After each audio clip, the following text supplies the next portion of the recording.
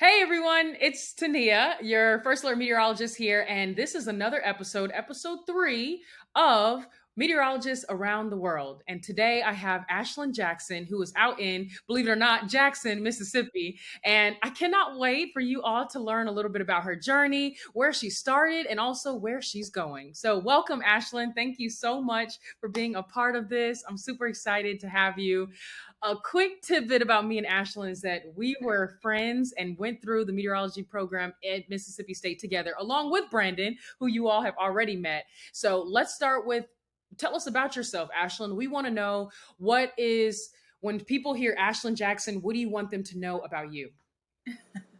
Yeah, so I like to say that I'm just a normal girl that came from a small city in Alabama, and I'm just trying to pursue my dreams and do this whole meteorology thing. So I started out in Prattville, Alabama. I am a native there, and I ended up going to Mississippi State for my career choice in meteorology. I actually had a teacher that pretty much kind of coached me through getting into college. And she's honestly the reason that I'm on this path today. If you want to be quite honest, and I thank her so much, Miss Goldman. And so I ended up going to Mississippi State for meteorology. That's pretty much a thing that I have wanted to do my whole life. It wasn't something that I really thought twice of. I said, I'm going to go and I'm going to do it. And I did it. And I ended up going in 2016 is when I went into school. I was there for 4 years. So I was pretty much in and out. I majored in geosciences with a concentration in professional meteorology. So I wanted to go the more operational track.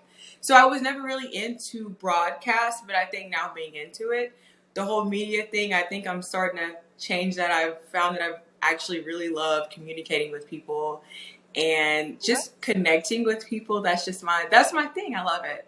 The people aspect is the thing that's most beneficial for me. But during my time at Mississippi State, I did a little bit of volunteering. I volunteered at the National Weather Service in Birmingham, Alabama. I got my upper air certification. And for those who don't know what that is, it's when we release those weather balloons, you have to be certified in it.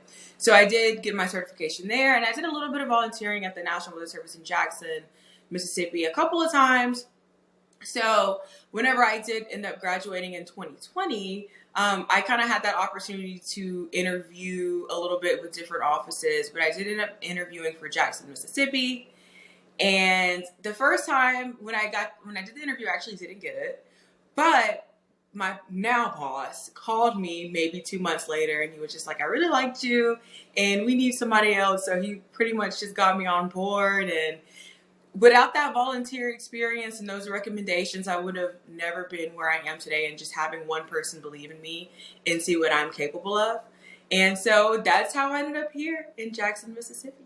Cool. Okay, so before we get ahead of ourselves, let's explain to people what you exactly do in Mississippi. So, where do you work? What is your job title? And tell us a little bit about the description of that. What do you do on a day to day? Yeah, so my job title officially is meteorologist. So on a day-to-day basis, and I'm at the National Weather Service in Jackson, Mississippi. So the National Weather Service is a portion of the federal government under the National Oceanic and Atmospheric Administration. So um, I am here in Jackson, Mississippi. We have offices all over the country, several in a couple of states actually. So pretty much we handle all of the official products of the United States and also the other U.S. territories. So I do things like putting out a day-to-day forecast. So putting out that short-term forecast, which is days 1 through 2, and then putting out the long-term forecast, days 3 through 7. We also do aviation forecasts. We have 7 different aviation sites for our office. We do climate. I'm climate focal point, so I deal with that a little bit. Forestry, agriculture. Mississippi's big on forestry and agriculture, so that's a very crucial part of it. Hydrology, we have a hydrologist. And we also do just other things such as outreach. I'm pretty big on outreach as well, so going to schools, talking to different emergency managers, talking to our partners, and really just getting that good bond to the community and getting a good grasp on the community so that they are able to be prepared when there's any type of significant weather that is forecasted. Okay. And so you mentioned earlier about how you love the people aspect. So, what is the best part of your job? What do you love most about working at the National Weather Service? Absolutely being able to go out and educate people, hear people's stories, especially, I mean, we're in the South, so tornadoes are a big thing, and Mississippi is a very vulnerable state in terms of just whenever there's a disaster, it's a poorer state. So it is a little bit harder for people to cover. People also get very, very bad anxiety from storms as well, especially when you've had relatives or even yourself have pretty much everything destroyed. So being able to go out and connect with people and listen to their stories and listen to how we can better serve them, that's what's important to me. I love that. And I think we don't ask this question enough. And this just came to my mind when dealing with people who have stories of tragedy and stuff like that. How do you balance that with your mental health on your day to day job? So, when it is a severe weather period and a storm's rolling through, and then now you see all the destruction that comes from it, and now people have more and more stories about the trauma that has caused them. How do you balance your mental health with that part of the job? Yeah, so that's a really, really good question. And that's something that's a really a day to day basis, just dealing with mental health in this field. So it's kind of like when we have a severe weather event, we kind of go into this mode where it's we have to get the job done. And when we go out on storm surveys, we have to get the job done. So you really have to compartmentalize. And of course, when you're out there and someone's telling you their story, you're gonna have to empathize with them and make them feel like they're heard. Make them feel like, okay, we see you and we want to do something about this in the future to make sure that you're better prepared.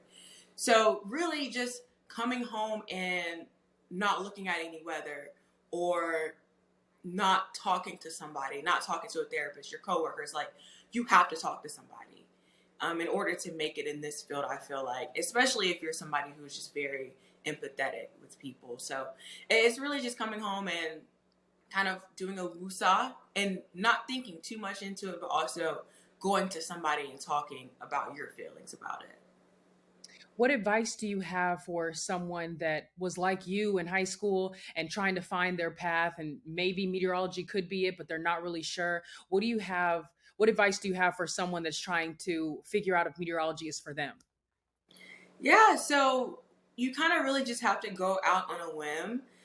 If there's any TV stations, if you want to go volunteer at the Weather Service, because the Weather Service, we have student volunteers that are in high school.